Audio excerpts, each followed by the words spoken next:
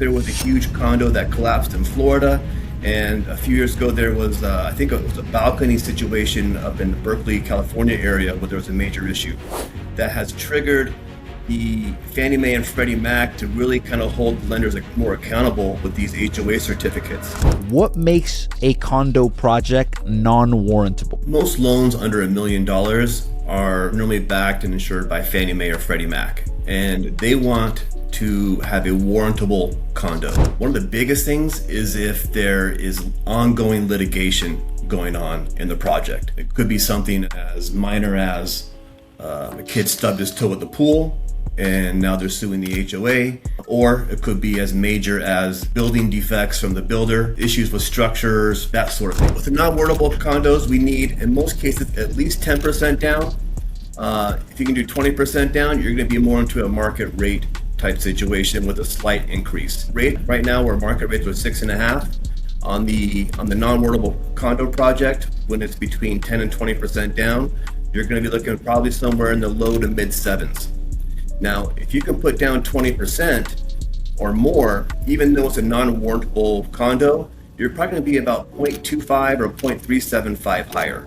So slight increase, but it's really not that bad. Why is this important for buyers and sellers? The reason this is important for buyers and sellers is if you're selling a property with a non-warrantable HOA, there's a smaller buyer pool that are going to have the 20% down payment, and there's potentially a smaller buyer pool that would be willing to take a higher rate if you've got less than the 20% down payment. So it basically, what I've been seeing recently is that it narrows down the buyer pool a little bit, which in some cases affects supply, and in some cases it affects price. I'm seeing a lot of special assessments. I'm seeing a lot of HOA dues increasing significantly. And I'm seeing and it's natural. I mean, insurance cost is increasing, construction cost is increasing.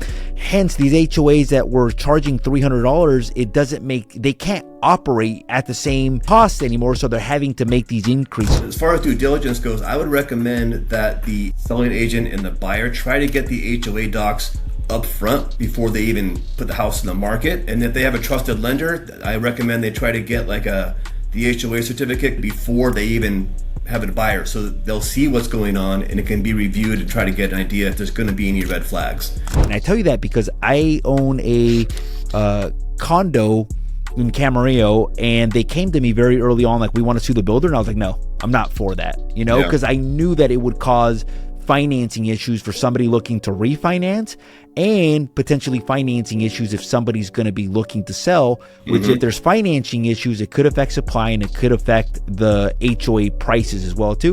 And what they were trying to sue the builder was something very minimal as well too, that it just didn't make sense to go through that.